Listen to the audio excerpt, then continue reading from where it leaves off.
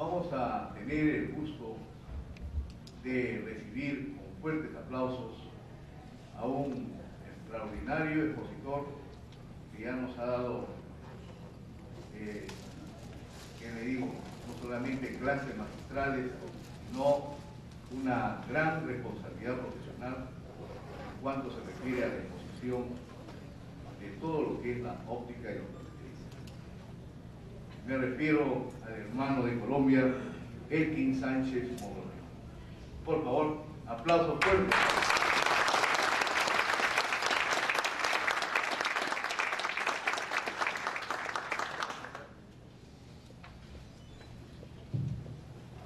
Muy buenas noches. Bueno, me tocó a mí la conferencia inaugural, es un privilegio, un honor volver a compartir escenarios con todos ustedes. Quiero agradecer especialmente al doctor Arnulfo, a la doctora Talía por esta invitación tan especial, al Instituto y a la Asociación Peruana de Óptica y Optometría. Me corresponde hoy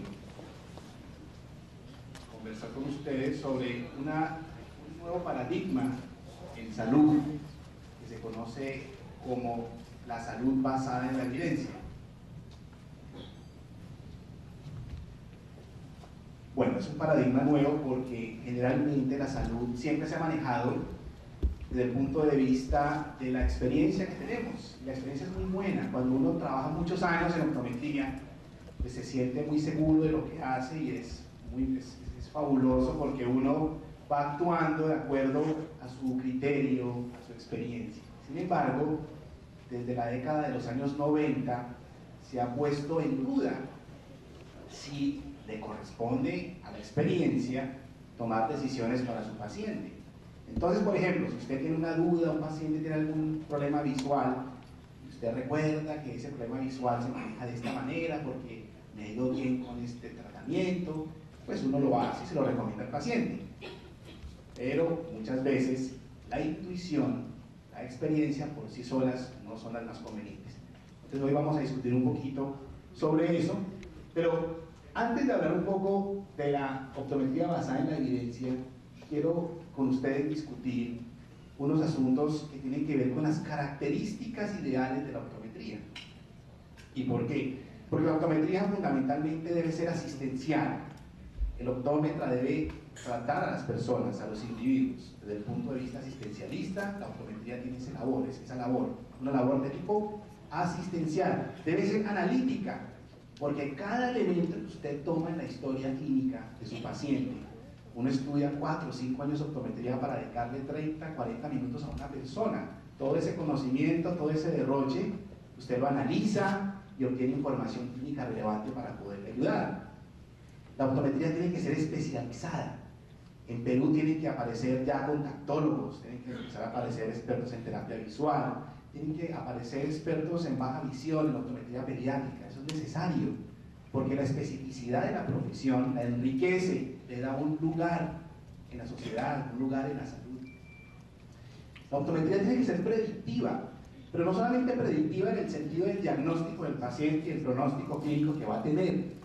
No, la optometría tiene que ser también predictiva en cuanto a políticas públicas en salud visual y ocular. Ustedes, en sus manos está esa posibilidad.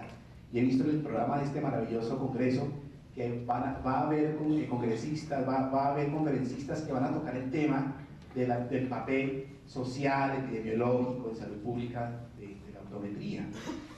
La profesión de la optometría tiene que ser abierta, tiene que ser así, tiene que abrirse a todos, clases sociales, todos se tienen que beneficiar de nuestra profesión, y el ser abierta le da ese carácter especial. Trascender también lo biológico.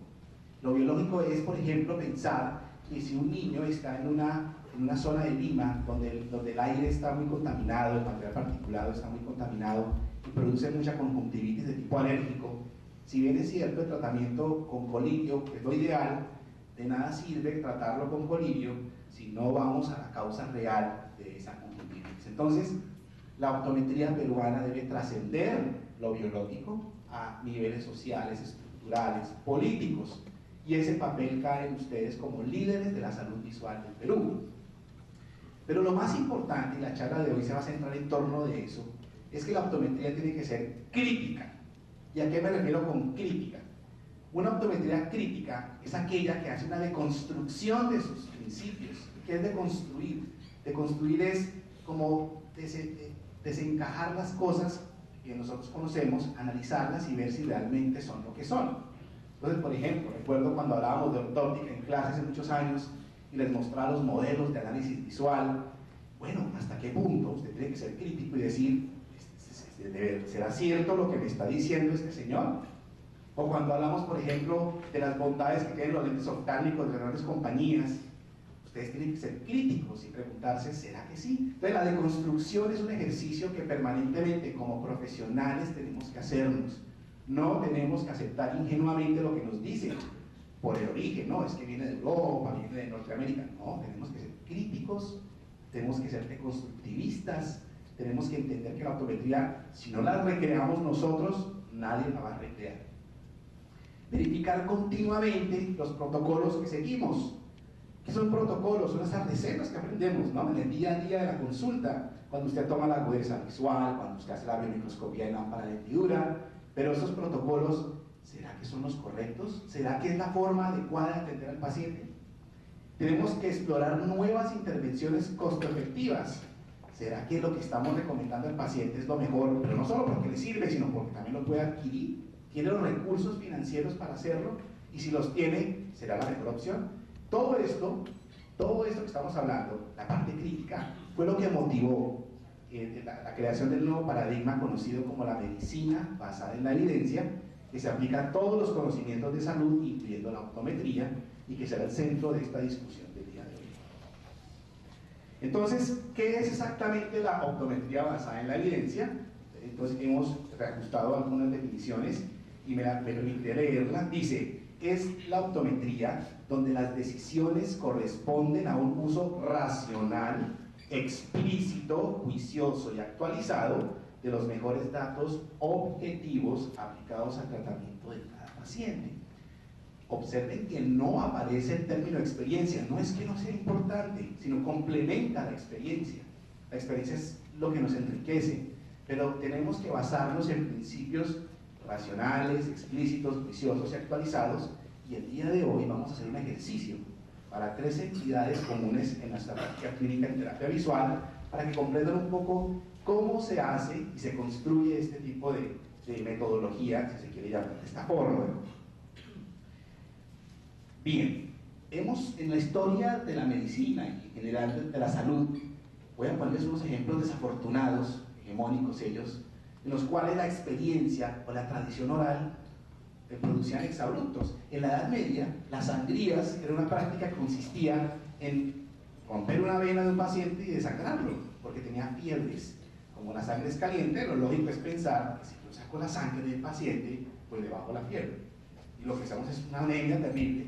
Pues, en el siglo XXI pensar en causar una hemorragia a un paciente para que se cure, eso es ilógico, pero en la Edad Media ese era el paradigma, y era porque se pasaba de tradición en tradición y se suponía que era una práctica segura y eficiente. Hoy en día sabemos que no. En el siglo XIX y al corto del XX, incluso todos los siglos XVII, XVIII, estaban en el paradigma miasmático. Las bacterias no se conocían. El paradigma microbiológico es reciente. Entonces el lavado de manos, lo básico para tener un paciente, que para nosotros es lógico lavarse las manos, en ese entonces no se hacía. Entonces la fiebre puerperal, esas señoras embarazadas que morían, la mortalidad materna era terrible, porque los médicos hacían necropsias por un lado, salían de allá y asistían el parto de la mamá, y pues ella hacía una infección terrible. Entonces observen, ha sido una serie de ejemplos desafortunados que por tradición oral ha persistido en el tiempo y que no siempre son los correctos. La talidomida es un medicamento que se aplicó en Inglaterra en el año 1956 al 63 aproximadamente. Era un antiemético y las mamás tomaban eso para evitar el vómito en el embarazo, y eso produjo unos niños terribles, niños de la talidomida con focomelias, que les faltaban los bracitos, les faltaban las piernitas. Por tradición se mantuvo este medicamento que atentó directamente casi con lo bioético. Entonces, con esto quiero decir lo siguiente: la tradición oral, el enseñar a las personas es importante, pero lo que enseñemos, lo que practiquemos debe estar soportado en evidencia científica. Bien, ¿cómo es el asunto de la optometría basada en la evidencia? Aquí tenemos los 5 ejes fundamentales. Supongamos que yo soy un paciente que tengo un problema visual, ya vamos a ver un ejemplo práctico, y lo consulto a mi profesional, al optómetra que está aquí, y lo manifiesto. Entonces, el ejercicio sugerido, vamos a ver cómo se desarrolla, es empezar a formular una pregunta relevante, bien estructurada. Tiene unos elementos que se llaman el elemento PICO, pico. Pico significa, es una sigla que significa P de paciente, I de intervención, C de comparación y O de resultado. Lo que queremos es que el optómetra, cuando se enfrente a un problema, elabore una pregunta con este modelo. ¿Y por qué con este modelo? Porque cuando consulte las bases de datos en internet, Med9, IBM, todas esas bases de datos, la Cochrane, generalmente los artículos están referenciados en inglés con esta estructura. Entonces es más lógico buscarlo así y no de otra forma, aunque debo aclarar algo, en este momento Google y todos los grandes motores de búsqueda están interpretando lo que el usuario quiere y esto ya se está revalando un poquito. Hoy en día usted coloca ambliopía refractiva en español y salen todas las posibilidades en ambliopía refractiva que pueden ser interesantes. Entonces el truco está en saberlo filtrar, saber colocar lo que usted necesita. De pronto colocar la edad del paciente, escribirlo bien, si son niños, son adultos, qué edad buscan, si son pacientes desnutridos, no desnutridos, qué intervención va a evaluar. Entonces usted coloca, después de escribir al paciente, coloca, quiero evaluar la oclusión, por ejemplo, coloca la palabra oclusión. Después usted quiere compararlo con algo, quiere comparar la oclusión, por ejemplo, con un tratamiento activo, coloca el tratamiento que usted quiere comparar y buscar qué resultados quiere, mejoría de agudeza visual, quiere que el niño mejore su capacidad de sensibilidad al contraste. Este esquema favorece que los motores de búsqueda le den esta información filtrada, porque si coloca el término solamente ambliopía, seguramente aparecerán 12.000, 13.000, 15.000, 25.000 artículos que traten sobre ambliopía. Entonces la sugerencia siempre será usar este esquema de la manera más minuciosa y juiciosa para que la evidencia que usted encuentre, al menos por internet, sea más precisa. Muy bien, después de formular la pregunta, usted comienza a definir los elementos de búsqueda, lo que les comenté, ambliopía, oclusión, terapia activa, y hace la búsqueda. Una vez hace la búsqueda, usted evalúa que todo lo que encontró sea de calidad, porque en internet hay de todo, queridos doctores, y tenemos que saber si lo que estamos evaluando, estamos mirando, realmente es de calidad o no es de calidad, y ahí viene la responsabilidad de cada uno de ustedes. Nosotros como optómetras tenemos que estar actualizados en identificar artículos que sean buenos, regulares y malos.